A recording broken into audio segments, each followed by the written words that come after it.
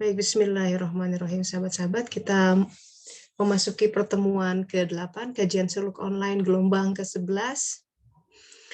Sebelum kita mulai, masih dalam bulan Ramadan, memasuki 10 hari terakhir. Semoga makin terbentuk ya ketakwaan di dalam diri kita, agar lepas Ramadan ini harus ada yang beda gitulah dari yang kemarin-kemarin, agar kita meraih apa hal yang terbaik yang Allah sudah siapkan untuk kita di setiap saatnya gitu, di penggal waktu ini. Tapi memang tidak bisa tanpa Allah rahmati, tanpa ada pertolongan Allah Ta'ala. Makanya kita harus humble di setiap momen, di setiap langkah. Jangan pede.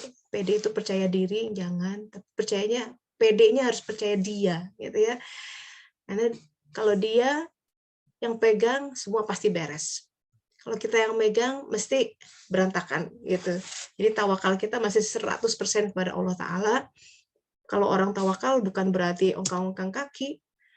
Kita bekerja keras memenuhi dan merespon setiap apa yang dia hadirkan dengan penghadapan hati dan wajah dan amal sebaik mungkin gitu ya. Baik, bismillahirrahmanirrahim. Allahumma sholli ala sayyidina Muhammad wa ala ali sayyidina Muhammad.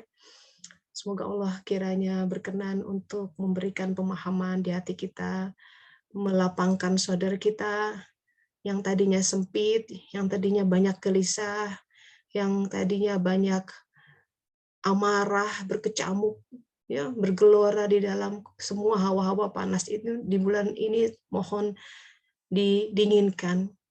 Kiranya majelis ilmu ini membawa keberkahan kepada kita, untuk memberikan kita pemahaman, membuka mata hati kita, sehingga kita berubah menjadi orang yang lebih baik. Amin ya rabbal alamin.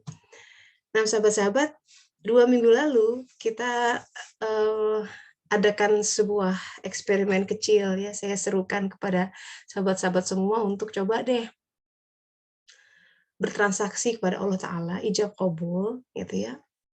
Ambil suatu momen di mana itu hening, cuman kita dengan Allah Ta'ala. Kemudian dengan sebuah kesadaran dari hati, bilang, ya Allah, ambil alih semua kehidupan saya. Aturkan. Tapi itu memang harus direnungkan dulu. Kalau sudah siap, silakan lakukan ijab qabul itu. Dan pertanyaan saya waktu itu kan, coba lihat seminggu, 2 minggu apa yang terjadi. Biasanya ada kejadian dan memang benar gitu ya. Ada beberapa sahabat yang lapor sama saya tiba-tiba kehidupannya wup wup wup. Ada yang demikian ekstrim, ada yang perubahannya. Tapi bahwa itu terjadi ketika sudah ada peristiwa akad, nah itu saya pikir yang pengalaman yang harusnya menjadi sesuatu yang membuat kita bangun ya, bahwa dia merespon. Bahwa Allah itu ada. Dan kita bukan sekedar di mulut bahwa dia ada gitu. Tapi dia betul-betul merespon. Dan dia betul-betul sang Rabbul Alamin, dalam arti dia betul-betul penguasa, pemilik, dan pengatur seluruh alam. Kalau masalah pandemi itu dia tuh bisa on off dalam sekejap gitu kan. Apa yang tidak bisa buat Allah Ta'ala? Sepertinya itu dari kecil kita didoktrin seperti itu ya, Allah Maha Kuasa, Allah Maha Hebat, but it's really gitu. Masalahnya ketika kita berhadapan dengan keseharian, toh yang terjadi adalah nangis lagi, ya kan? Yang terjadi khawatir lagi, gelisah lagi, seolah-olah kekuasaan dia tak berkutik di hadapan masalah yang tengah kita hadapi. Just admit it. So I took it for a challenge gitu. I challenge you all gitu untuk kalau mau gitu ya, hidup kita tuh jangan hanya sibuk untuk membereskan secara horizontal, gali lubang, tutup lubang, mencari solusi dari suatu masalah, dan itu tidak akan habis-habisnya sahabat-sahabat, because that is not the essence of life. We are not born in this earth to solve the problem. Karena problem itu akan, kita meninggal 100 tahun, kemudian problem ada lagi, tapi masalah itu adalah sebagai tangga untuk meraih sebuah pengetahuan yang lebih tinggi. And that's why it's created like that. Kenapa dunia diciptakan demikian? Why is life so hard gitu kan? Kenapa nggak enak-enak aja? Kenapa nggak semuanya damai? Imagine all the people gitu kan, it's utopia ya. Iya, nanti it will come there, but here in this life we have to learn about something. So the past 2 weeks saya terima beberapa curhat gitu ya, inbox atau WhatsApp, bahwa sejak terjadi ijab kabul itu memang ada perubahan dalam kehidupannya, dan here's the thing, biasanya itu sesuatu yang mencopot gitu ya, jadi sesuatu yang melucuti dia dalam hal it's not nice, it's hard. Ada yang diguncang dari arah rumah tangga, ada yang diguncang di arah ekonomi gitu ya. Tapi kalau kita betul-betul memang tekadnya kuat mendekati Allah, sahabat-sahabat, itu adalah sebuah keniscayaan. Ya, orang itu kalau ini imagine orang yang jatuh cinta itu ungkapannya, wah 7 gunung pun akan kudaki katanya, 7 lautan kuseberangi, and that's the mentality of a lover gitu. Apa sih kesulitan apapun? Kalau dulu zaman orang lagi pacaran gitu kali ya, walaupun dari ujung ke ujung, kalau Jakarta tuh utara ke selatan kali ya, going through kemacetan, mesti ngongkos apa. Tapi kalau namanya ngedate, semangat. Karena mau ketemu the beloved gitu kan, semangat. Mau keluar duit, nonton, semangat gitu. And can we have that same mentality? Kita ingin bertemu Allah Ta'ala yang bahkan harus lebih ya, yang katanya ingin kita mendapat ridho atau cintanya. And then dikasih kesulitan, kemudian mundur.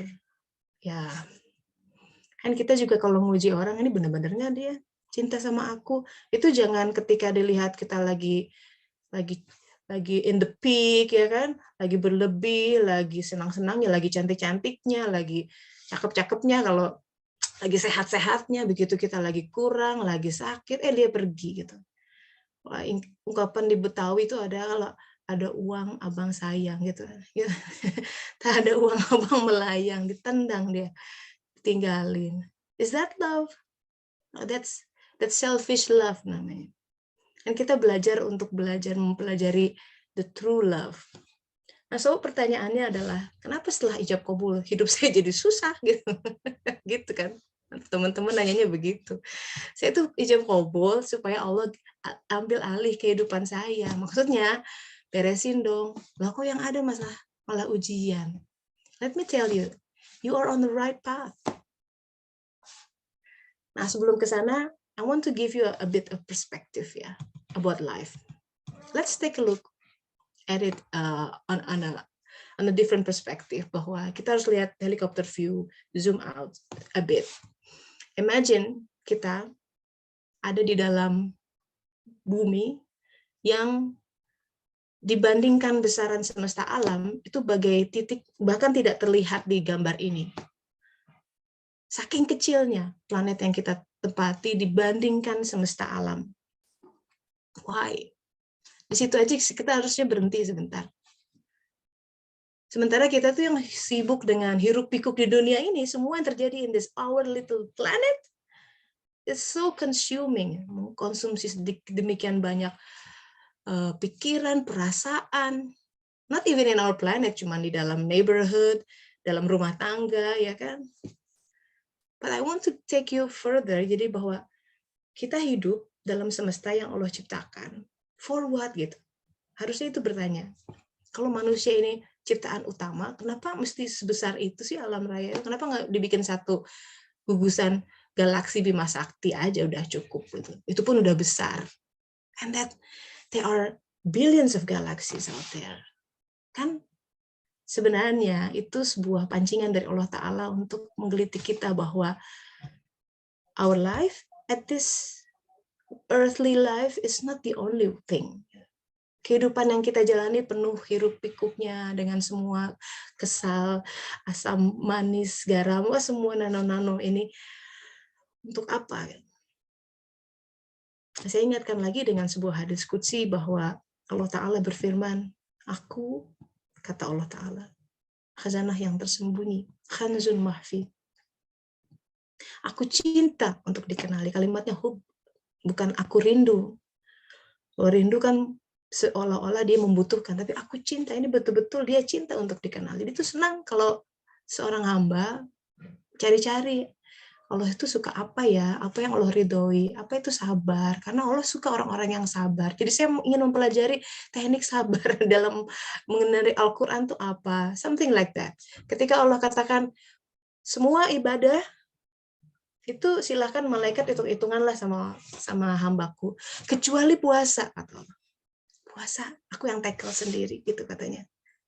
Nah, di situ kita harus dig deep gitu. What is the secret of fasting? Apa sih maksudnya puasa gitu? Apa cuman sekedar menahan? Itu saya bilang ya, puasa saum Ramadan bukan sekedar intermittent fasting untuk sekedar badan sehat. No, no, no, no. It's beyond that. Tapi kan untuk mencintai juga ternyata kita butuh ilmu, butuh mengenal dia. And most of all, kita butuh lebih banyak interaksi. Tapi kalau interaksi kita sama Allah Ta'ala hanya berdasarkan sholat 5 waktu yang super fast itu, 1 menit, 1 menit kali 5 compared to 24 hours. So, ya, dulu waktu saya belajar di marketing, kita kalau untuk ngedekatin prime client, karena dealnya besar, wow, there's a lot of energy, time, kita invest banyak untuk itu. Supaya apa? Building up relationship. Yang awalnya males-males ketemu dianya, lama-lama gitu, lama-lama menyapa, lama-lama nelfon gitu. Tapi kan itu betul-betul kita gali, we spend time. Dan fungsi zikir adalah really to spend time dengan dia. Supaya terasah, terbangun cinta itu. Seorang sufi mengatakan bahkan untuk sekedar minta garam itu dia bicara. Dan ruang untuk bicara kepada Allah Ta'ala banyak sekali di keseharian, dari mulai bangun tidur sampai tidur kembali.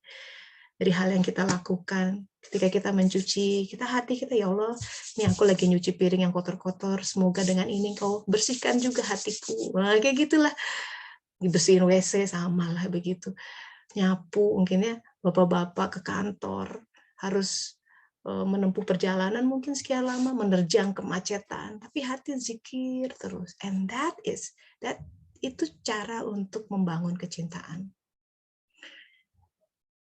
Nah, maka penciptaan ini, this whole hassle-dazzle of life, kita hidup di sini bukan sekedar untuk lahir, building a career, and it's just gone.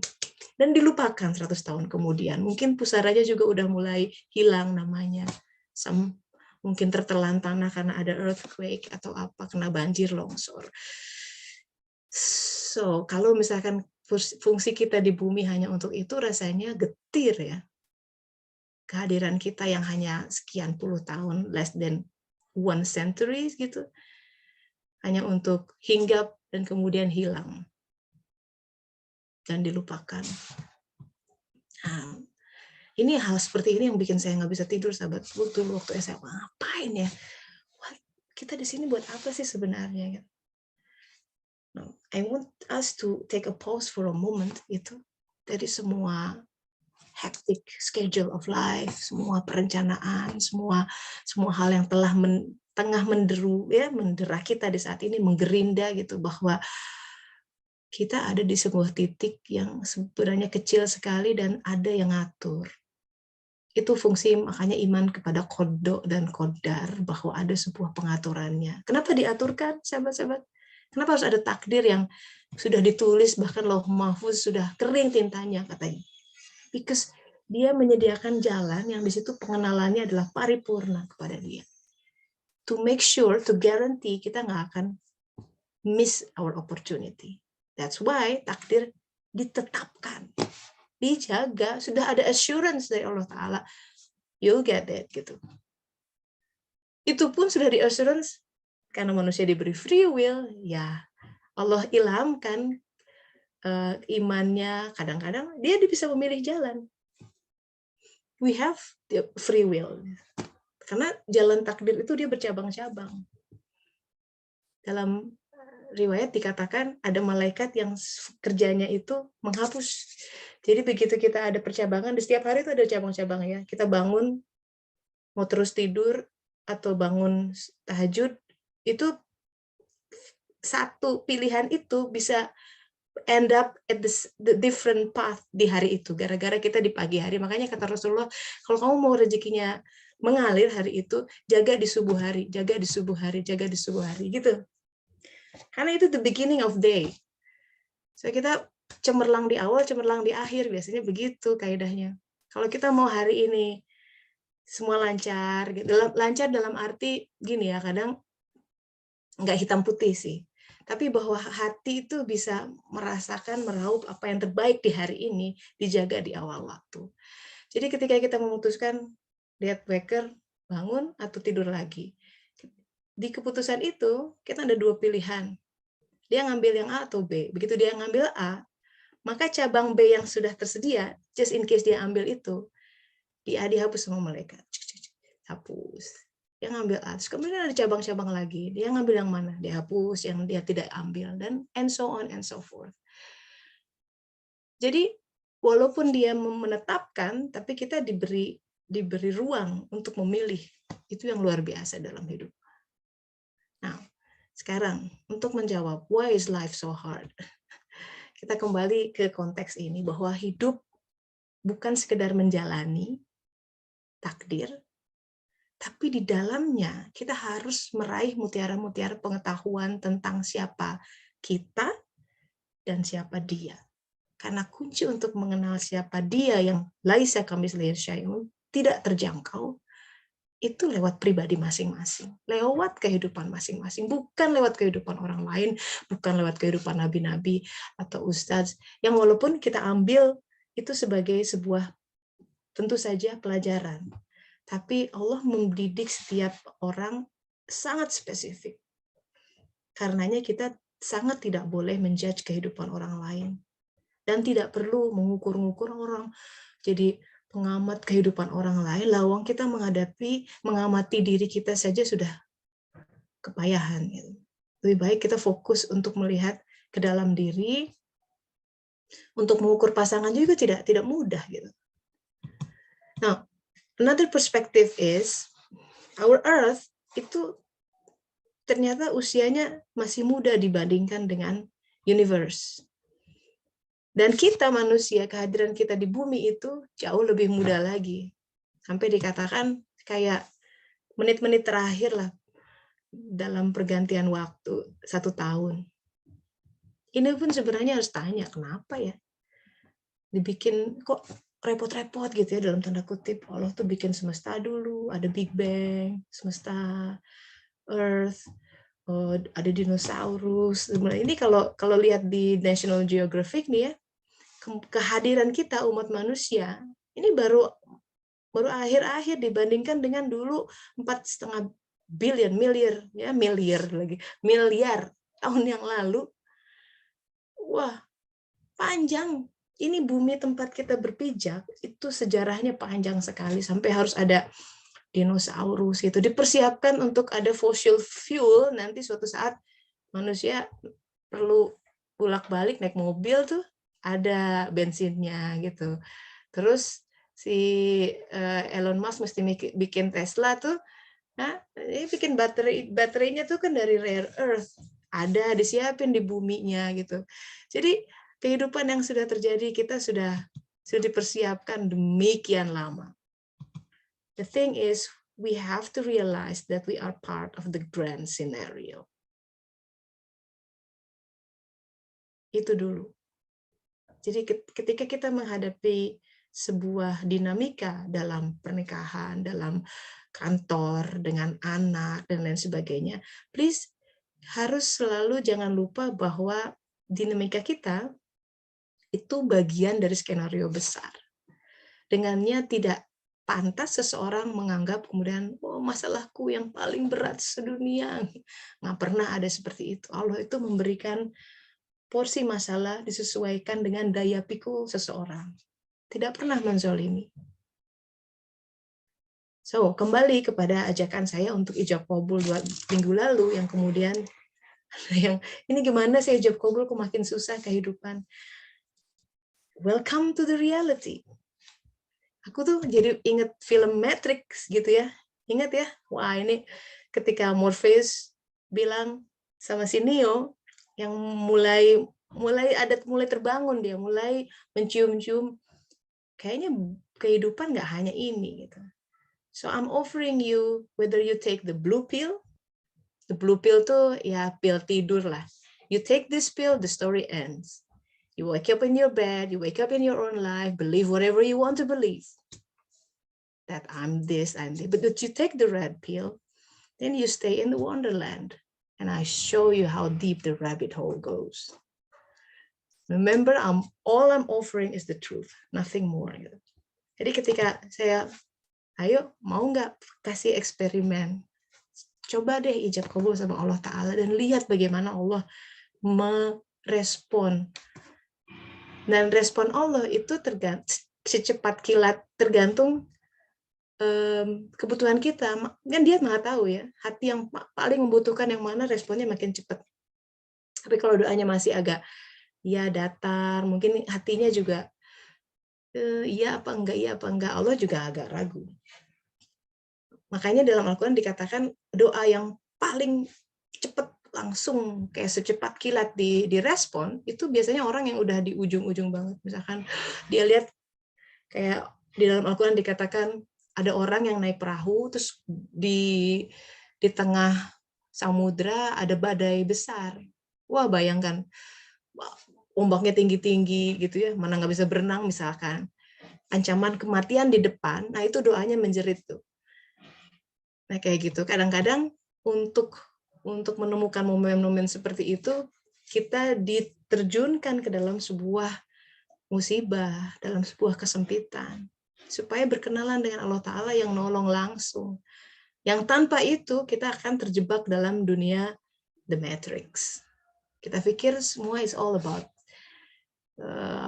sebab akibat, dia kita pikir wah kita keren bisa pakai baju ini, padahal jiwa kita merana di dalam tube yang nggak bangun gitu, seperti film Matrix itu. Tapi sekarang kita lihat Al-Qur'annya ya, sahabat-sahabat, ini sebuah rambu dalam kehidupan. Ini salah satunya di antaranya. Auzubillahiminasyaitonirrajim. Apakah manusia akan biarkan saja mengatakan kami telah beriman, gitu kan? Kalaupun dia nggak ngomong kan dia merasa, oh misalnya aku udah soleh ini kayaknya sholat terus, apalagi tahajud, umroh berkali-kali misalkan. But here's the thing, sedangkan mereka belum diuji. Sesungguhnya kami telah menguji orang-orang sebelum mereka. Artinya apa? Ujian itu sebuah kaidah, sebuah sunatullah. Dari ujian itu, maka Allah mengetahui mana orang-orang yang sodaku. Sodaku itu membenarkan kata kerja di sini. Artinya dia sudah he's doing it. He walks the talk. Kan kita juga nggak mau ada kenalannya sama seseorang, terus dia bilang, oh, I love you so much, I love you. Begitu kita minta tolong, tolong dong, ini. Aduh, gimana ya? Banyak alasan gitu. Mana? Manifestasi cinta itu kan you have to do it gitu. Ya harus you have to show it. Ada pengorbanan di situ. Jadi kan Allah lihat, mana nih kata-katanya orang yang beriman sama aku? Kelihatan nanti lewat ujian itu. Itu fungsi ujian. Tapi yang sebenarnya perlu melihat tuh kita, karena Allah tahu kualitas hati seseorang. Benar nggak? Yang perlu mengetahui itu kita. Bahwa sebenarnya, oh hati saya tuh masih begini. Itu ditampakkan lewat ujian. Kalau Allah sudah tahu, tidak perlu diuji-uji, udah kelihatan. Dia maha mengetahui gerakan hati. Tapi kita yang sering tenggelam dalam ilusi bahwa aku orang baik, aku orang benar, pemikiranku benar, aku aman.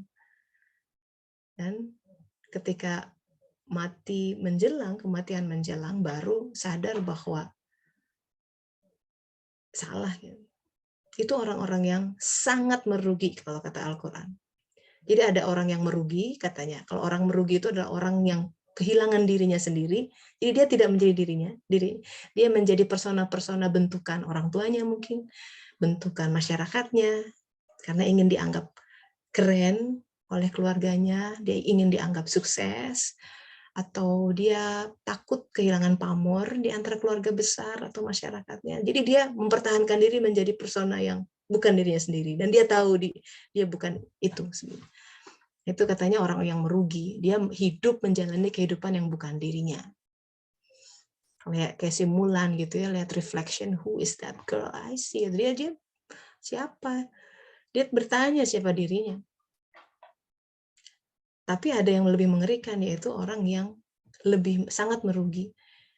Yaitu orang-orang yang kata dalam Al-Quran dikatakan, dia merasa selama hidupnya dia berbuat kebaikan, prestasi besar. Tapi di hadapan Allah Ta'ala itu miss, gak ada apa-apanya. Aduh, itu ruginya. Salah tuh kan. We have only one shot. That's the thing. We cannot afford to fail. Jadi kita nggak bisa berasumsi dalam melangkah menuju Allah Ta'ala. Kita mesti memastikan langkah kita sudah benar. Dan berkali-kali ditanya. Kalibrasi lagi. And that's why sholat 5 kali sehari minimal waktunya. Itu proses kalibrasi itu. Saat introspeksi kita, apa yang saya cari? Am I already on the right path atau tidak?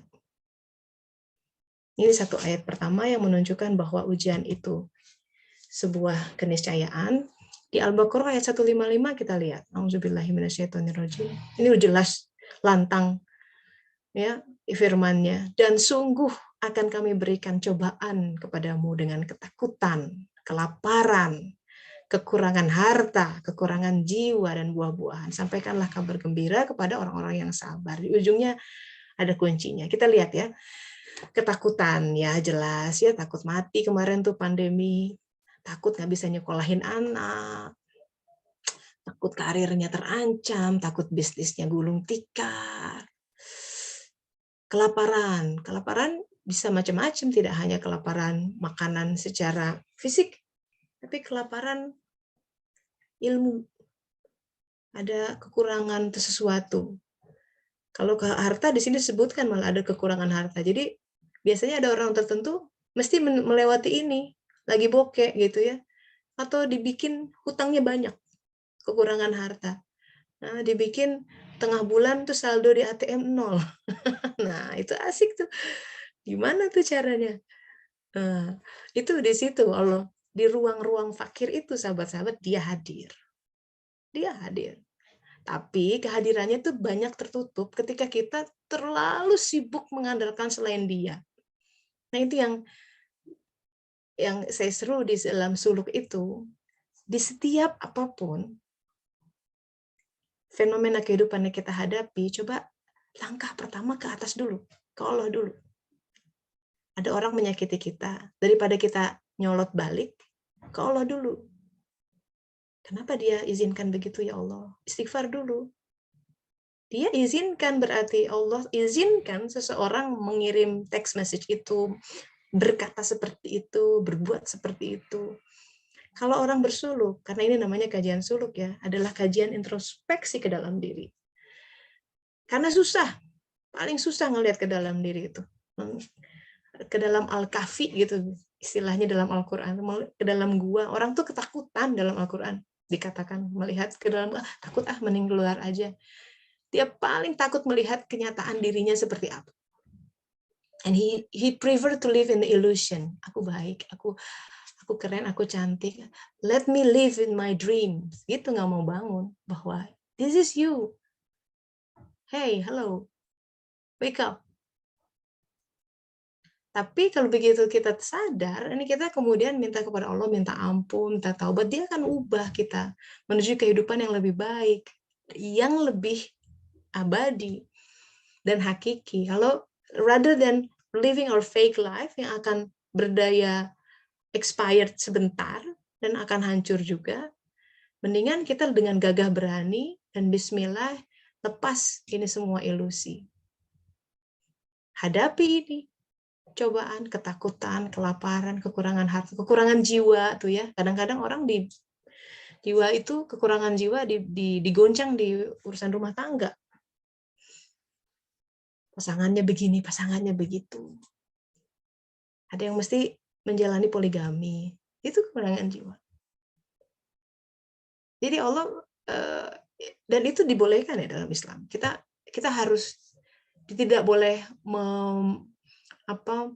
nyibir gitu.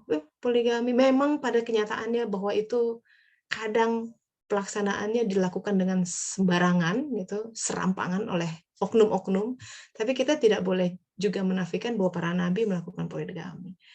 Rasulullah melakukan poligami sallallahu alaihi wasallam. Nabi Ibrahim, bahwa ada sesuatu hal pelajaran besar di situ. Itu tentang masalah kekurangan jiwa. Di situ kita belajar untuk memberikan apa yang kita cintai. Kuncinya apa? Ya, sabar. Makanya kalau yang konsul sama saya mungkin, maaf ya, mungkin suka agak bosan sama ujung-ujungnya suruh sholat lagi, suruh sabar lagi. Lagi mana Al-Qur'annya bilang begini? Mintalah pertolongan dengan sabar dan sholat. Masa saya memposisikan lebih tahu dari Allah Ta'ala? That is the key. Menghadapi itu semua, sabar, sholat. Sabar, sholat. Oh, ada gini, sabar. Ayo kita sholat. Aduh, teh begini, sabar. Kita sholat. Wudhu, kita sholat. I cannot give you a better answer. Karena saya bukan Tuhan. Satu-satunya yang bisa mencabut semua kesulitan, melapangkan semua kesempitan, adalah Dia yang mengirim itu semua. That makes sense, toh. There's no amount of ustaz atau ulama yang bisa, mereka mungkin bisa, I'll show you the way, but you have to walk anyway, gitu. Ini permasalahannya adalah sangat personal antara kita sama Allah Ta'ala. Karenanya bangun itu dengan sebuah hubungan yang personal juga. Mintalah pertolongan dengan sabar dan sholat. And that's, pegang satu ayat ini sahabat-sahabat, and try to implement it in anything.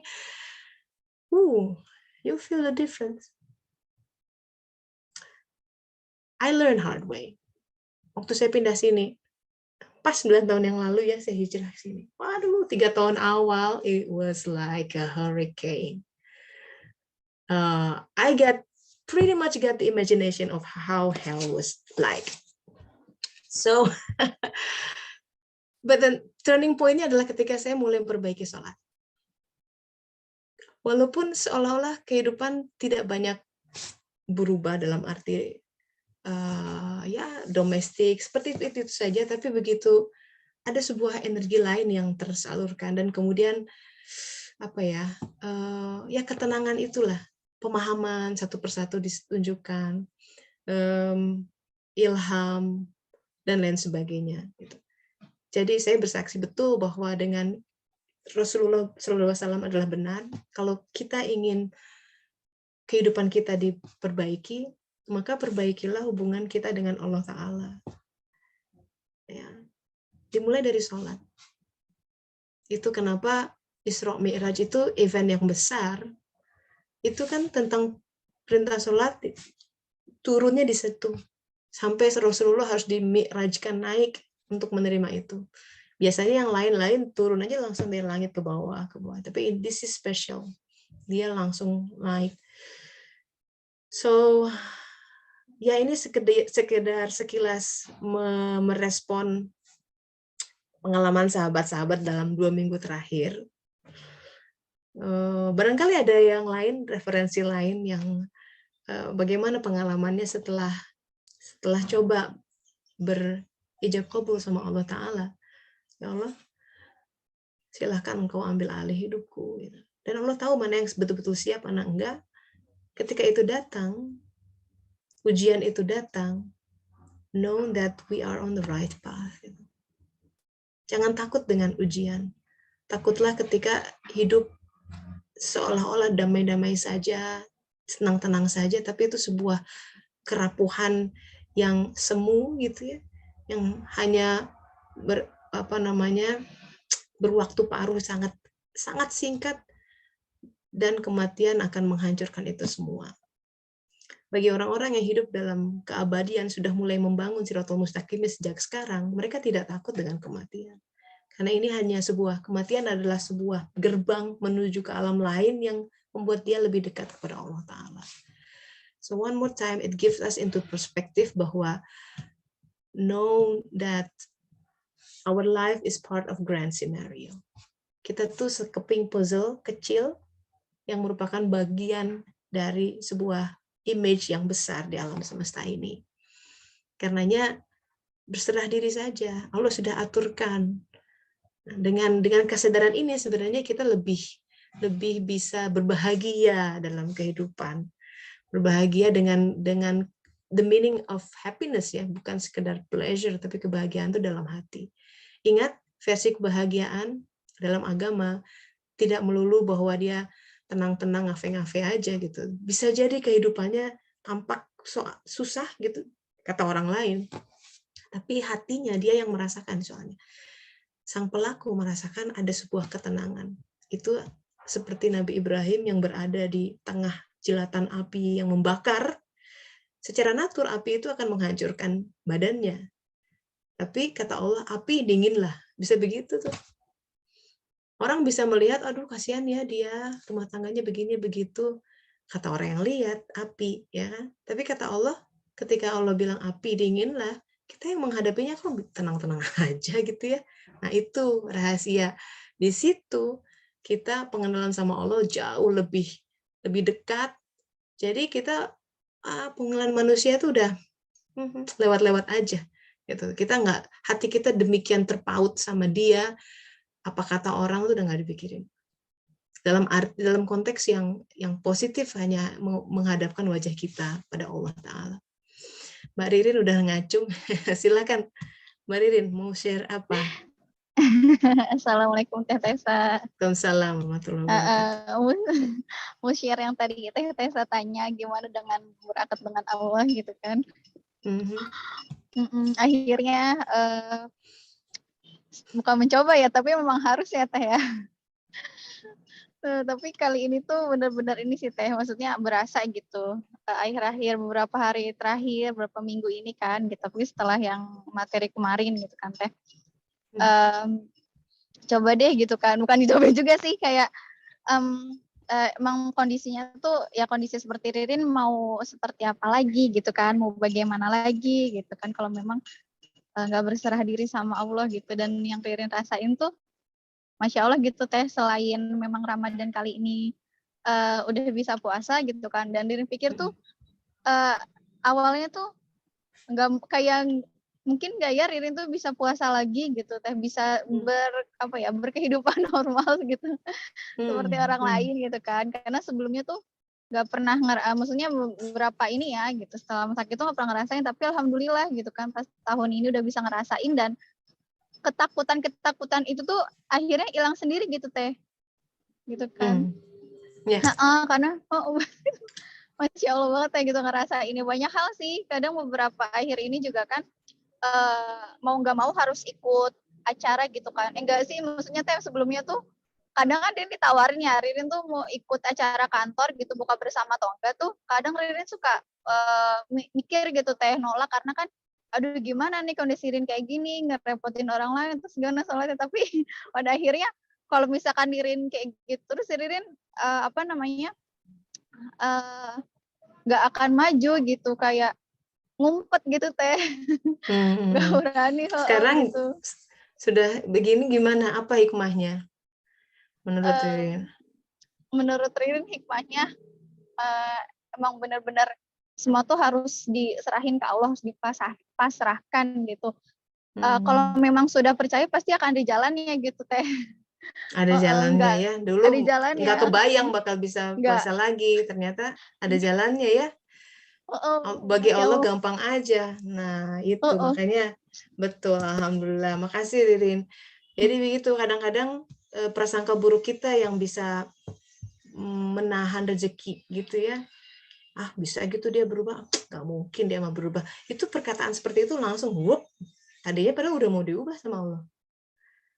karena suudzon kita, prasangka buruk kita menjadikan itu hijab jadinya. Makanya kata Rasulullah, kalau berdoa terus seolah-olah lama doa itu belum dikabulkan, jangan bicara, aku udah berdoa tapi nggak dikabul-kabul. Udah malah menutup, malah beneran nggak dikabulin tuh. Karena kita sudah melecehkan Allah di situ. Itu dosanya di situ. Tertutup. Jadi Allah kan Maha Kuasa, and stick like that. Punt, titik. Nggak usah pakai tapi. Allah kan Maha Kuasa, tapi nggak usah. Tapi itu keraguan yang rapuh bikin keajaibannya menjadi tertutup. Allah Maha Kuasa. Allah Maha Kuasa. Semua bisa terjadi dengan izinnya. Cuma ada kalimat menarik tadi Ririn berkata gini, apakah saya bisa berkehidupan normal seperti orang lain? Nah, this sentence is tricky. Let me tell you why. Berkehidupan normal seperti orang lain, itu berarti kita membandingkan diri kita dengan orang lain. Selama kita masih selalu kasih standar orang lain like normal itu seperti itu, that is risiko besar. Karena kita punya kehidupan yang pasti tidak sama orang. And so what? Kita mesti terima itu. Syukuri, agungkan. Karena kalau pikirannya saya pengen, tuh kalau suami dia mau begitu, kan jadi repot. Tuh kalau keluarga dia tuh begitu tuh, gitu. Jadi dia selalu benchmarking dirinya sama orang di sekitarnya. And it's a rat race of life. Nggak akan ada berhentinya. Kita nggak akan happy terus kalau membandingkan diri dengan orang lain seperti itu. Salah. Cara pindahnya ganti.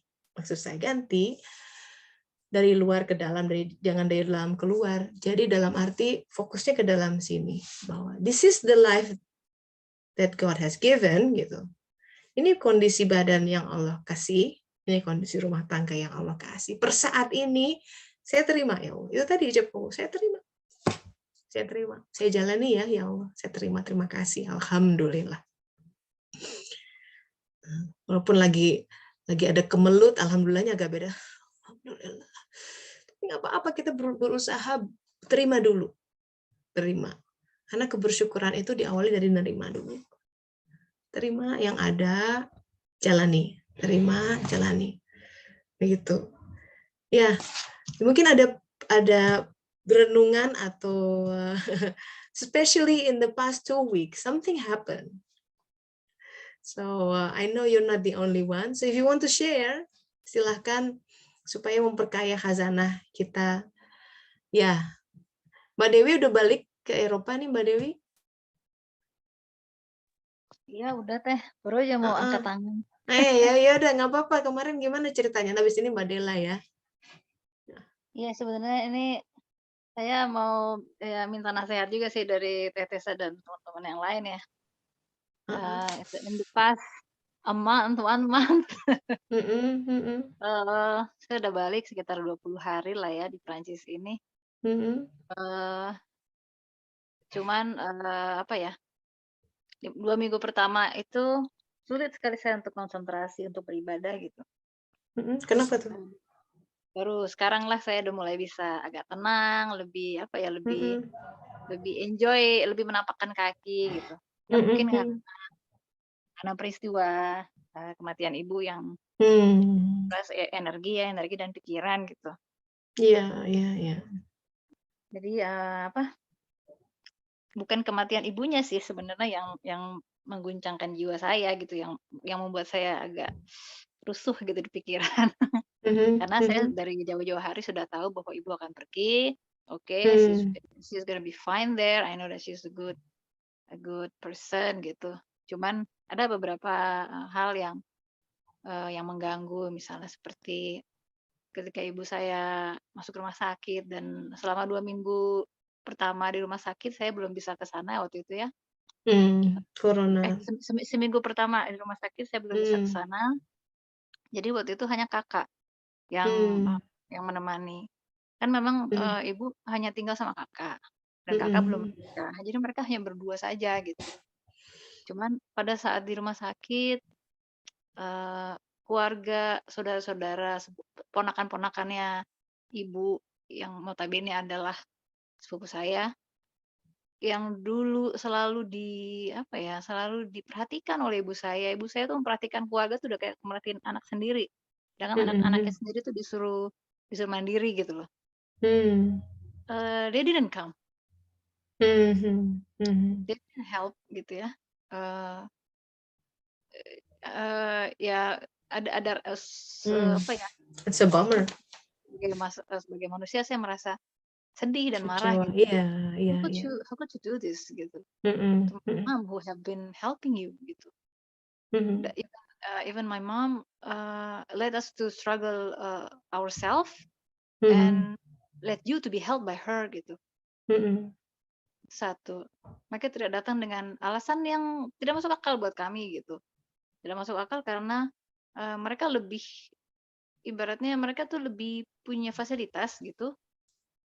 Kalau mereka takut datang karena COVID, takut datang ke rumah sakit, semua orang juga takut dengan COVID gitu. Even Mhm. kami. Mhm. Tapi kan sekarang Mhm. ada prokes dan sebagainya. Kalau Mhm. mereka tidak bisa datang, mereka bisa membantu kakak saya kek, membelikan Mhm. makanan sehingga kakak saya tidak harus keluar ruangan. Karena ibu saya waktu itu sudah Mhm. anfal dan sudah mau koma gitu loh, Mhm. tidak bisa Mhm. ditinggal. Dan kemudian Mhm. ketika saya datang, saya langsung ke sana, langsung di rumah sakit sampai akhirnya beliau meninggal. Dan sebelum meninggal tuh kita sempat bawa pulang teh, karena Mhm. mungkin dokter sudah bilang ini tidak bisa terus-menerus di rumah sakit, mau tidak mau harus dirawat di rumah. Dan saya waktu itu dan kakak sudah ready untuk menjadi caregiver, Mhm. walaupun saya tidak tahu apakah saya akan kembali ke Perancis atau tidak, karena saya nggak mungkin meninggalkan kakak saya sendiri gitu. Mhm. Dan kita bawa pulang dalam keadaan sudah ya koma dan sudah memakai selang makan itu ya yang di hidung. Mhm. Mhm. Eee, Esok harinya terpaksa kita harus bawa lagi ke UGD karena denyut nadinya hampir tidak Mhm. ada dan ibu saya berkeringat dan saya yakin dia pasti sedang benar-benar sakaratul maut, jadi kita harus bawa pergi. Dan ketika pergi karena kita tidak punya kendaraan, Mhm. kita naik taksi dan kita harus bawa ibu kita yang berat itu, karena sedang Mhm. dalam keadaan koma kan jadi berat ya Teh, Mhm. kita bawa. Pokoknya physically we were so tired gitu, Mhm. psychologically so tired, sampai akhirnya dia tidak ada di sore harinya. Dan itu pun Mhm. saudara dari pihak ibu, ponakan-ponakannya itu hanya menanyakan bagaimana kabarnya. Dan ketika mereka menanya bagaimana kabarnya itu sudah baru saja meninggal dunia. Jadi saya bilang sudah tidak ada. Dan ketika Mhm. pokoknya sampai membawa pulang ibu ke rumah itu saya sendiri yang bawa dengan Mmm. ambulans, yang saya yang Mmm. mengurus. Satu sisi saya bersyukur ya Mhm. bahwa Mhm. kami berdua yang dulu mungkin merasa kurang perhatian dari ibu kami, justru kamilah Mhm. yang diberikan kesempatan Allah untuk menjaga Iya, beliau di sehingga saat akhirnya. saat terakhirnya gitu. Iya. Dan Mhm. Mhm. di pemakaman pun ketika akhirnya saudara-saudara ibu, ponakan-ponakan ibu itu datang, saya tidak bisa menyembunyikan kekecewaan saya gitu loh. Sebenarnya Mmm. saya tidak ingin seperti itu ya Teh, Mhm. eee, Mhm. karena kan sebentar lagi sudah mau puasa saat itu, tapi saya tidak bisa menyembunyikan kekecewaan saya, jadi saya tidak menegur mereka sama sekali. Mhm. Mhm. Bahkan untuk apa ya, untuk soal pemakaman pun akhirnya malah saudara-saudara dari pihak almarhum bapak yang selama Mmm. ini tidak pernah dekat dengan kita, yang Mhm. approach kita untuk menanyakan, "Apakah kamu perlu bantuan? Apakah kamu ini?" Mmm. Mhm. Dan bahkan, salah satu dari mereka yang menjadi imam sholat, jenazah itu di masjid. Mmm. Dan ponakan-ponakan ibu yang laki-laki itu tidak ada satupun yang bergerak, yang bertanya, Mmm. yang apa ya, self, inisiatif gitu loh, nggak ada. Mhm. Mhm. Jadinya saya kecewa. Belum Iya. lagi yang belum apa-apa udah nanya-nanyain warisan, itu kan Oh my God. So add drama into that ya. equation, yeah. Heeh, itu, So eee, add. how could you be so not Mmm. empathetic gitu loh. Di Iya, mana iya, empati iya. kalian? Padahal kalian itu berjilbab, jenggot kalian panjang. Kalian kalau berbicara, soal ya, apa ya, Mmm. fikih ini, fikih itu gitu. Jadi saya sangat kecewa saat itu.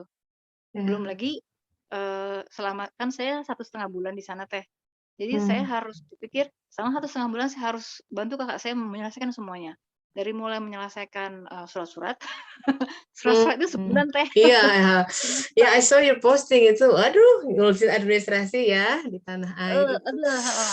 Itu Silakan, dalam ya, belajar keadaan sabar. Itu. heeh, pokoknya semua saya maratonin aja semua, belum lagi perbaikan rumah yang di sini, di sana. Kita harus Oh. berpikir kita harus berpikir bagaimana menjaga manajemen keuangan di rumah supaya kita bisa tetap membayar 2 ART. Ya. Kebetulan mereka juga bekerja untuk kakak saya kan punya pastry di rumah. Jadi I see. kita nggak mungkin kita mem-PHK-kan mereka gitu, walaupun sebenarnya bisa aja sih, cuman setelah ini mereka akan kemana gitu. Jadi itu adalah salah satu beban lagi bagi kita, beban pikiran gitu. Nah, udah setelah semuanya alhamdulillah selesai, surat-surat selesai, saya pulang. Selama 2 minggu saya pulang kan langsung Ramadan nih. Pas Ramadan itu saya Itu berharap hawa-hawa bisa itu masih ini ya, awan mendung masih ya, jadi mengikuti kayak saya agak hang gitu loh, Teh. Ya, Agak kebayang. hang. So what Heeh. was that? Prosesnya gimana? How did you process that? Semua kekecewaan, kemarahan. Saya diam aja, Teh. Saya diam. Tapi dalam hati kecil saya tuh, saya yang mengganggu saya adalah gangguan psikologis ini, gangguan konsentrasi ini juga mengganggu kenyamanan saya dalam beribadah, Teh. Yang tadinya saya kepengen habis ini ngaji gitu. Ini enggak, ya udah pokoknya yang penting sholat 5 waktu tidak lewat. Udah karena saya secara fisik butuh tidur, butuh apa ya? Ya itulah gitu. Cuman kemudian saya berpikir apakah saya salah ya gitu ketika saya sedang galau seperti itu, Allah memaafkan saya nggak sih gitu, karena saya nggak bisa konsentrasi gitu loh untuk mendekatkan diri kepadanya aja sulit sekali. Saya kayak, ya udah deh Allah ntar dulu deh ya, saya mau tidur dulu gitu loh, kayak gitu. Iya. I accept this, tapi saya merasa Interesting, ya. merasa takut salah gitu. Padahal harusnya Ramadan ini saya khatam Quran gitu seperti tahun lalu gitu. Ini malah Oh, suami masih ada saya yang waktu. 2 minggu, Teh. Bisa. Ada Rasulullah jangan kurang di 3 hari ngatamin Quran. Jangan ngebut banget. 3 hari itu ada tentang itu. So kalau seminggu ya bisa, insya Allah. Baca terjemahannya minimal pun ya bisa. Ya mungkin. But now gimana sekarang kondisi hati sama ponakan-ponakan itu, saudara-saudara itu? Terakhir gimana ininya, interaksinya? Saya tidak berbicara apapun. Saya nggak ngomong apapun, dan hanya kakak saya yang waktu itu berinisiatif. Sebenarnya sih ini sih, jadi ada peninggalan nenek di rumah. Dulu kan nenek tinggal di rumah. Masih ada beberapa peninggalan nenek yang kata kakak saya, ini harus kita selesaikan. Kita kasih aja kepada sepupu-sepupu itu. Kita tanya mereka, biar mereka yang ngatur. Jangan kita lagi, kita perempuan gitu. Tapi kita kasih tahu aja nih hukum Islam kalkulasi faraidnya seperti ini begini. Itu pun ketika kita buat WA grup, yang satu lepas tangan, nggak usah deh, saya nggak usah dapat nggak apa-apa, intinya lu kan kagak mau bantuin ngangkatin barang-barang ini gitu. Terus yang satu langsung dengan secepat kilat, yang tadinya datang dari Bandung ke Jakarta nggak bisa, untuk urusan peninggalan nenek yang berupa piring-piring aja mau datang gitu. Gitu. Iya. Ya itu belum lagi yang lain-lain lah, Teh. Gitu. Okay. Shall we try to take a look at it from Suluk's perspective? Yes, sure, please. Ya, pertama kaidahnya begini. Apapun yang sudah terjadi, mewujud ya, udah kejadian nih, dia berperilaku seperti itu. Jadi itu kenciptaan Allah. Si dia itu ciptaan Allah ya, makhluk Allah. Desainnya dia yang dia tahu. Jadi takdir itu elemennya berlapis banyak. Jadi di balik segala sesuatu yang Allah ciptakan, nggak pernah cuma satu dimensi. Berbagai banyak dimensi. Jadi kebaikannya banyak. Nah, sekarang karena Suluk itu fokusnya mencari hikmah. Hikmah itu adalah ada kebaikan, ada kebenaran di situ. di balik casing yang seburuk apapun. Itu cuma casing. Karena casing itu untuk menguji kadang-kadang. Untuk menguji kayak gini, orang kan yang namanya barang tambang, berlian, intan, itu nggak ada ditemukan keleleran gitu di muka bumi, nggak ada ya. Nambangnya tuh masih dalam gitu. Udah dapat juga seperti emas, harus dilebur lagi gitu. Nah, orang yang mencari kebenaran, kadang Allah uji, dia mesti gali. Nah, peristiwa ini mesti digali.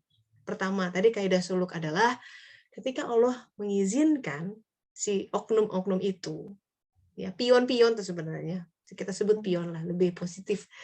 Pion-pion itu Tuhan izinkan berperilaku seperti itu. Kita nggak tahu ya, for any reason mereka nggak datang. Itu membuat kita kecewa. Tapi kajian suluk selalu membawa begini, kenapa Allah izinkan mereka nggak datang? Gitu kan? Kenapa Allah buat mereka seperti itu? Nah, so fokus kita nggak sama mereka, biarkan mereka itu dalam genggaman Allah. Jadi kalau orang bersuluk, fokusnya begini, kalau ada orang menzalimi kita merasa dizalimi, kita nggak fokus sama orang itu. Karena kalau fokus sama orang itu, syariat sudah bebereskan itu. Dan Allah akan balas, pasti semua ada karmanya. Sebenarnya bukan ranah kita. Makanya dalam Al-Quran pun, masalah misalkan ada orang yang membunuh orang lain ya, atau sampai menzalimi orang, memang boleh hukum kisos, misalkan. Eye for an eye. Diberi ruang itu. Tapi itu ada kalimat terakhir tuh di ayat itu. Akan tetapi memaafkan itu lebih baik. Coba. Itu yang ayat terakhir itu yang kadang nggak diambil oleh orang-orang yang, wah itu kan harus dibalas lagi. Iya, memang boleh dibalas. Tapi justru keagungannya di akhir ayat itu mengatakan memaafkan itu lebih baik. Nah ini yang kadang-kadang tidak ditonjolkan di dalam aspek agama kita, bahwa kepemurahan, forgiveness, itu hal-hal yang justru membuat agama ini mulia dan membuat orang-orang pengikutnya banyak. And it's become bigger and bigger di depan hari, insya Allah. Bahwa akhlak mulia ini yang membuat orang berbondong-bondong memeluk agama Islam. Bukan karena ancaman, bukan karena bribing ini itu, walaupun 1-2 oknum mungkin ada gitu, tapi most of all dia datang karena ini. Ada sebuah radiance, rahmat Allah yang turun pada kolb seseorang, yang orang itu kemudian menjadi mencerminkan personality yang demikian indah, memaafkan, forgiveness, hal-hal seperti itu. And I think the part of the struggle comes adalah because you don't want to live in that shades gitu, Mbak Dew. Ada sebuah ketidaknyamanan bahwa di satu sisi naluri sebagai anak, satu sisi naluri sebagai manusia mengatakan this is not fair gitu. Ada marah di situ, ada anger, and that anger can cloud us gitu. Dia seperti kalau ada meteor tuh ya boom, si debu tuh seolah-olah langit biru udah nggak kelihatan, semua gelap. Kayak dulu zaman Galunggung meletus, saya ingat tuh lagi di lalu lintas Bandung, tiba-tiba langit lagi terang nih kayak gini, tiba-tiba mendung kayak ada kapal ruang angkasa datang, gelap, mengerikan. Itu marah tuh kayak gitu, debu kayak gitu. Mungkin tuh yang bikin dinosaurus extinct tuh kayak begitu, debunya bertahun-tahun malah gitu kan. Nah, harus subside. Istighfar, astagfirullah. Kita merasa kok kalau lagi cermin hati kita sedang berdebu tuh kerasa gitu. Kegelisahan. Nah itu by definition Quran ya, adalah azab. Sesuatu yang tidak nyaman gitu. Kalau itu dipertahankan sampai kita meninggal, di bawah itu si debu-debu masih nempel. Nanti dimurnikannya dengan azab kubur. Serem ya? Iya. Jadi alam barzah itu alam pemurnian dosa-dosa pribadi. Marah yang masih ke bawah sampai mati. Sebel yang masih ke bawah ke sana, dendam masih ke bawah gitu ya. Kita nggak belum forgive, tapi itu jadi pekat hitam yang menutupi. Istighfar. Makanya kita pengen pulang tuh pengen bersih, itu aja udah. minta sama Allah bersih, ya Allah hati saya bersih, istighfar, nggak ada dendam, nggak ada kesumat, nggak ada khawatir. Saya let go, astagfirullah, astagfirullah. Nanti hati akan ngerasa. Jadi kuncinya istighfar banyak-banyak, istighfar gitu ya. Minta ampun, nangis semua. Dan kalau itu berat juga bisa dibuat dengan special ini, apa namanya, ibadah khusus ya. Misalkan kurban. Kurban tuh tidak perlu hanya untuk di Idul Adha saja. Kita khusus aja, misalkan saya niatin deh untuk motong ini amarah saya, kurban. Misalnya kalau ada keluangan. Atau lakukan apapun yang spesial gitu untuk memotong itu. Aku sekarang lagi Ramadan, lagi puasa ya, kesempatan ya. Setelah lepas ini aku lanjut sama Syawalan 6 hari misalkan. Ya. Jadi special effort, the extra miles that saya tulis hari ini untuk memotong itu. Kalau enggak tekor terus. Karena sumber-sumber debu tuh banyak tiap hari tuh ya dalam interaksi kita dengan manusia. Kesel-kesel gitu. Nah, coba introspeksi di situ, the fact bahwa ada semacam kegelisahan dan ketidaknyamanan yang sampai bikin ibadah kita terganggu ya. Berarti kita mesti solve itu. Maksudnya kita mesti proses itu dengan benar. Ditambah memang kita masih ada grief and you have to respect that. Grief itu butuh waktu ya. Ya Bisa griefnya itu berbulan, bisa ya jadi ini mix. This is mix. mix banget This ya. is mix. Mixnya Ya. tuh bukan karena oh ibu pergi gitu, enggak. Tapi tiba-tiba saya menyadari, oh saya udah yatim piatu ya sekarang gitu. Exactly. Yes. Saya nggak punya ayah dan nggak punya ibu ya. Saya cuma punya kakak saya doang gitu. Ya. Ya. Itu ada. What does it mean to you? You have to look at it closer. It's scary, yes, ya. Yeah. Tapi terus digali, what does it mean? Kenapa saya takut kalau saya berpikir saya yatim piatu? Dari mana ketakutan ini? You have to dig deep. Ini mesti sesi coaching khusus, ntar kita privé aja ya. Iya, you need a professional too. Jadi itu cuman layer di atas tuh, the tip of the iceberg. Karena biasanya ketakutan itu berawal atau bersumber dari sebuah ketakutan di masa lalu. Karena kita pribadi-pribadi bentukan ya, pribadi bentukan gitu. Jadi ketakutan pada sesuatu selain Allah itu hawa nafsu. Kok ininya? Kalau dari kacamata suluk ya, ilmu suluk, apa namanya, klasifikasinya. Berarti ada sesuatu yang terlanjur kadung melekat di dalam persona kita sekian lama. Nah itu bisa digali. Bisa digali. Kita beranjak dari melebur satu ketakutan dari ketakutan yang lain sampai kemudian kita hanya benar-benar takut sama Allah, yang lain udah tidak mempertakuti kita lagi. Harus sampai begitu. It's a process, Mbak Dewi ya. Take your time. Be kind. Masih panjang nih sebenarnya kalau mau ngobrol, tapi nanti makanya mesti sesi khusus. Ya, oke Mbak Del. Terima kasih. Thank you for sharing ya. Ini ada Mbak Dela nih. Silakan Mbak Dela.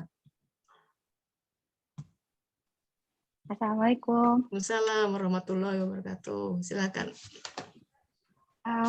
Jadi apa namanya, waktu sebelum bulan Ramadan itu, bulan-bulan itu tuh aku ngalamin kayak namanya kayak boring gitu loh, Teh.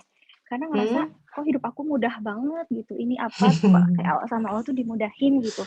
Jadi aku ngalamin rasa itu lagi. Terus sebelum bulan Ramadan itu aku ada niat gini, ya Allah, aku tuh pengen, Allah masih cinta nggak sih sama aku, masih sayang nggak sih sama aku, kok aku kayak dibiarin gitu ya, ada pertanyaan gitu di hati aku.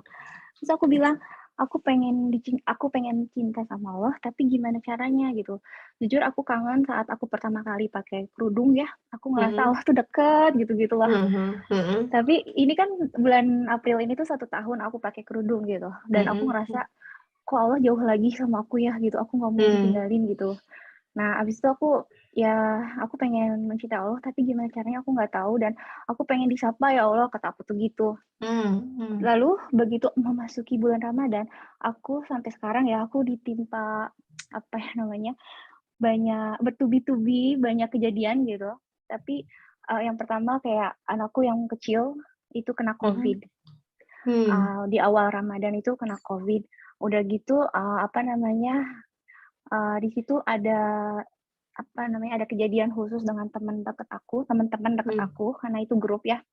Tapi ternyata di ujung itu adalah salahnya aku ya. Maksudnya aku ngerasa kok teman-teman kayak yang takut gitu sama anakku yang COVID itu gitu-gitulah pokoknya. Tapi itu ternyata adalah persepsi di hati aku, di pikiran aku, dan aku meminta maaf sama mereka satu-satu gitu. Yang pertama itu.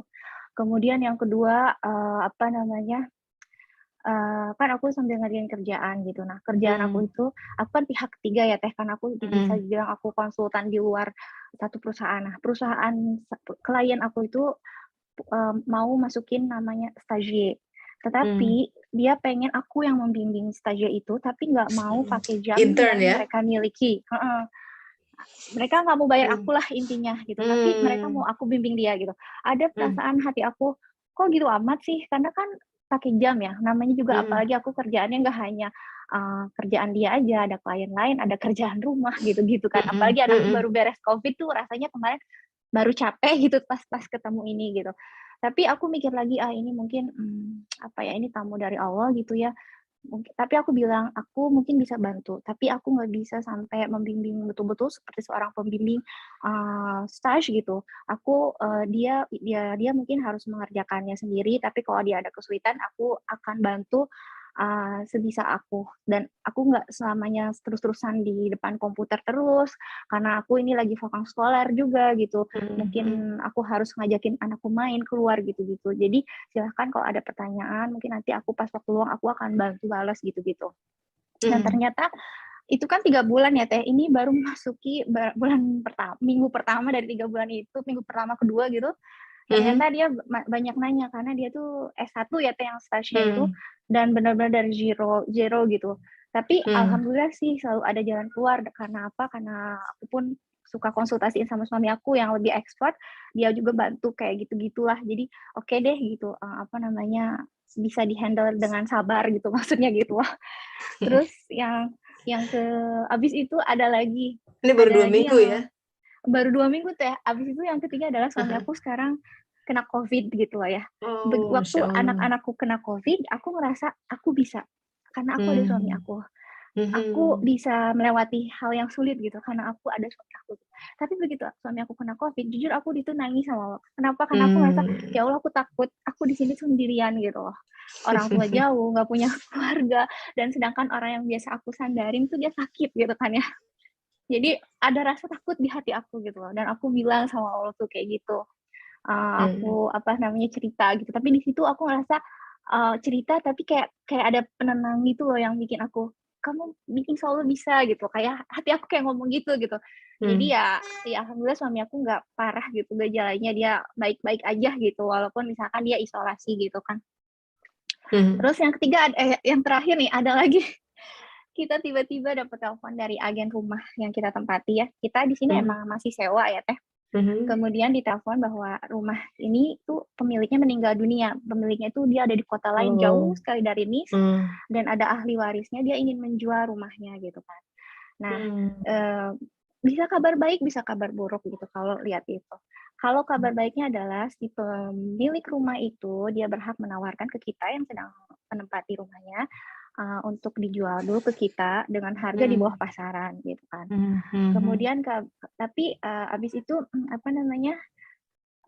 kabar buruk, kalau misalkan kita nggak mau beli ya kita harus pindah kan gitu. Dan kita masih ada kontrak sampai tahun depan 2023. Karena kan kalau di Prancis itu kalau kita sewa rumah itu per 3 tahun ya ininya apa. Nah, terus kita kan kita belum agennya belum mengestimasi harganya, baru nanti rangkumannya ketemuannya bulan Mei gitu. Tapi kita lihat-lihat gitu harga pasaran rumah di kawasan aku tuh berapa, dan ternyata tuh super mahal banget. Belum kalau menjadi seorang pemilik itu kita ada tax foncier, udah gitu charger apalah gitu-gitulah. Pokoknya kalau dikalkulasi itu lebih mahal sewa gitu. Karena kalau sewa kan fix ya, harganya segitu, ya udah gitu kan, kita nggak usah mikirin yang lain-lain gitu. Nah dari situ kan kita jadi kita harus punya planning gitu, kayak semacam cari rumah yang lain, dan kita juga aku sama suami harus merencanakan apakah kita akan membeli atau sewa lagi gitu kan. Itu kan mendadak ya Teh, karena kita memang ada niat mau beli rumah dalam waktu tahun depanan gitulah. Tapi setelah suami aku menentukan oke, aku mau berkarirnya di NIS aja gitu kan. Tapi ini tiba-tiba datang kan Teh, tiba-tiba datang, itu juga bikin kita kalang kabut, dan itu bikin aku juga was-was ya. Aku cerita sama Allah, ya Allah aku takut gitu, karena kita belum punya persiapan. Yang namanya beli rumah itu kan kita harus punya persiapan mental, tabungan. Kemudian namanya rumah di Perancis itu kan menentukan sekolah anak-anak ya Teh. Sementara anak-anak udah enjoy, nyaman di sini gitu. Itu yang bikin aku nangis juga gitu, karena kebayang. aku jadi iya kan gitu, Sekali walaupun turbulence ya. Iya, makanya aku ngalamin itu di bulan Ramadan ini. Tapi itu langsung anehnya disambut doamu. iya, tapi bikin aku ngerasa Allah tuh ada, dia nyapa aku gitu-gitu, katanya ada senangnya gitu. Dan gimana ya, walaupun kalau dipikirin mah aduh kok banyak banget gitu, tapi aku ngejalanin yang ngerasa bahagia gitu. Katanya aku ngerasa nggak boring lagi, dan aku jadi ngerasa ada semangat gitu loh. Aside from that, dari keempat itu kalau kita lihat, Dela lihat nggak? Semua punya garis, ada benang merah yang sama, yaitu kita ditempatkan dalam suatu keadaan kita tidak berdaya. Nah, itu titik fakir, itu penting buat seorang salik, pejalan pada Allah Ta'ala. Selama kita masih berasa digdaya, gitu, aku bisa, I got the world on a string, gitu, semua nyanyi-nyanyi, gitu. Oh, itu Tuhan nggak kelihatan, karena dia merasa, gue bisa, gue punya duit, I can do whatever I want, gitu. Enggak? Of course, it makes sense. Makanya kata Rasulullah, ya, ujian paling besar buat umatku tuh ujian harta ke lapangan. Kalau itu susah tuh, kita kelepek-kelepek lah dari situ, mencari Tuhan. Nah, susah mencari Tuhan. Yang ada mencari kenyamanan, mencari status quo, gitu ya, mencari nama. And so, ini nyambung sama yang kita bicarakan hari ini. Why life is so hard, gitu ya, atau what is it about? Jadi ini sebenarnya dari satu ayat ini, sahabat-sahabat, ketika Allah Ta'ala berfirman, mintalah pertolongan dengan sabar dan sholat. Diawali bukan sholat dulu ya. Sequence itu matter dalam Al-Quran. Very meticulous. Allah tuh sangat detail. Mintalah pertolongan dengan sabar dulu dan sholat. Artinya apa? Kita akan selalu dihadapkan dengan kondisi keadaan di mana kita harus sabar gitu ya. Pengennya marah, pengennya jitak dia, tapi sabar gitu. Pengennya membalas, tapi nggak, aku maafkan, sabar gitu ya. Aku berdoa kok nggak mana ini tidak dikabulkan, harus sabar gitu ya. Kok dia atasan ya, kolega di kantor kok berbuat seperti itu, aku merasa dizolimi, sabar gitu. Sabar itu tidak akan muncul kecuali kita mengalami peristiwa yang tidak menyenangkan. Benar nggak? Mostly that. Dan ingat ayat Al-Quran lain mengatakan begini, dalam hal yang kita tidak sukai, itu sebenarnya banyak kebaikan di sana. Sebaliknya, hal-hal yang kita sukai, itu sebenarnya bisa jadi banyak keburukan di situ. Nah, kan kita sebenarnya dalam kondisi yang tidak tahu sebenarnya. Jangan-jangan mana nih? Nah, makanya kalau bersuluk, utamakan tempuh jalan di mana hati itu sebenarnya males sih. Nah, justru itu tuh, ambil jalan yang mendaki. That's the key. Ambil itu jalan yang mendaki. Sebenarnya males ke sana, tapi nah, kalau pengen mendapat perhatian lebih dari Allah, ingin berdekatan dengan Dia, cari jalan mendaki. Allahu Akbar, itu mi'rajnya di situ.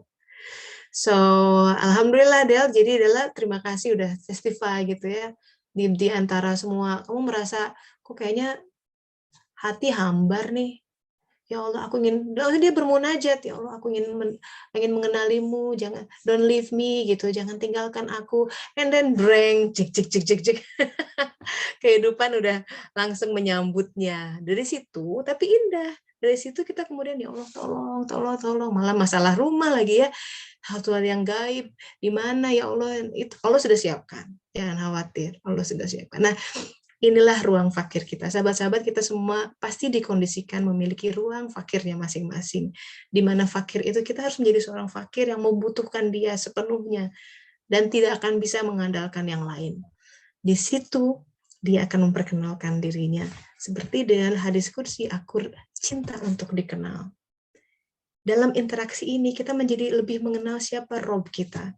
Someday kita pulang, ditanya sama malaikat, siapa kenal nggak Robnya gitu? Man Robbuka. Oh ya, kenal. Allah. Lantang. Kenapa? Kita sudah sering berinteraksi lewat ruang-ruang fakir itu. Jadi jangan neglect gitu, jangan tolak ruang-ruang fakir di mana kita memang secara fisik mungkin kesulitan, kesempitan, terguncang. Itu justru hari raya kita. Allah akan hadir di situ. And don't worry, Tuhan tidak akan pernah meninggalkan, abandon us. It's impossible. Ya, so keep the faith gitu. Be strong dan selalu berpengharapan. Selalu berpositive thinking sama Allah Ta'ala. Dia Maha Kuasa. Titik. Thank you so much for joining me. Oh, by the way, minggu depan, karena kita sudah masuk 10 malam terakhir Ramadan, kita masuk ke gua masing-masing ya. Silakan beritikaf, berkontemplasi. Saya sengaja tidak broadcast juga, tidak ada kelas untuk minggu depan, supaya kita benar-benar bacanya ke dalam diri. Just between us and God gitu. Jadi Al-Qur'annya baca. Masih ada waktu Mbak Del ya, don't worry, kita khatamkan yuk Al-Quran sebagai bentuk pengagungan terhadap bulan di mana Al-Quran turun di Nuzulul Quran. Semoga di akhir-akhir ini kita dapat Lailatul Qadar gitu ya, ada sebuah pencerahan lah gitu about aku tuh siapa sih gitu. Aku tuh buat apa fungsiku dalam kehidupan ini. And then share that nanti sekitar 2 minggu lagi di kajian suluk ke-9. Insya Allah ya. Alhamdulillah. Kita tutup ya dengan doa akhir majelis seperti yang Rasulullah anjurkan dalam menutup majelis ilmu. Subhanaka Allahumma wa bihamdika asyhadu an la ilaha illa anta astaghfiruka wa atubu ilaik. Alhamdulillahirabbil alamin. Thank you dan selamat mendalami tafakur. Selamat beritikaf semuanya, sama-sama ya. Terima kasih banyak. Assalamualaikum. Assalamualaikum sadayana. Terima kasih Bu Tessa, nuhun.